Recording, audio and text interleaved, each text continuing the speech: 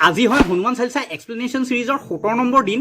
আজি আমি হনুমান চালিচাৰ 31 আৰু 32 নম্বৰ পংক্তি মিলি পঢ়িম আৰু তাৰ অৰ্থ বুজিম। 31 নম্বৰ পংক্তিটো হৈছে অষ্টসিদ্ধিনো নিধিকে দাতা আসাবৰা দিন জানকী মাতা, যাৰ অৰ্থ হৈছে যি আমাৰ সীতামা হয় মানে জানকী দেৱী হয়, তেওঁ নিজৰ পুত্ৰ হনুমানজীক এনেকুৱা এটা বৰদান দিছিলে যাৰ ভিতৰত হনুমানজীৰ ওচৰত অষ্টসিদ্ধি আৰু নৱসিদ্ধি আছে। সেয়া বেলেগ কাৰোবাকো দিব পাৰিলেহেঁতেন। চাওক, আমাৰ বজৰংবলীৰ ওচৰত আগৰ পৰাই ঐশ্বৰিক শক্তি আছিলে যি সূৰ্যদেৱৰ লগতে আৰু বহুতো ঈশ্বৰে প্ৰদান কৰিছিলে, কিন্তু তেওঁৰ ওচৰত সেই শক্তি নাছিল যে যি শক্তি তেওঁৰ নিজৰ ওচৰত আছিল সেয়া বেলেগ কাৰোবাক দিব পাৰিব। কিন্তু বৰদানৰ কাৰণে যি সীতামায়ে দিছিলে যি তেওঁৰ নিজৰ শক্তি বেলেগক ফলস্বৰূপে দিব পাৰে। 32 নম্বৰ পংক্তিটো হৈছে ৰাম ৰসায়ন তোমাৰো পাছা সদা ৰহো ৰঘুপতিকে দাসা, যাৰ অৰ্থ হৈছে হে বজৰংবলী, আপুনি সদায় ভগৱান শ্ৰীৰামৰ শৰণত থাকে আৰু আপোনাৰ ওচৰত ৰাম নামৰ এনেকুৱা ৰসায়ন আছে, এনেকুৱা সূত্ৰ আছে যাৰ পৰা বৃদ্ধতা আৰু যিকোনো ভয়ানক ৰোগ আছে সেয়া নাশ হ'ব পাৰে।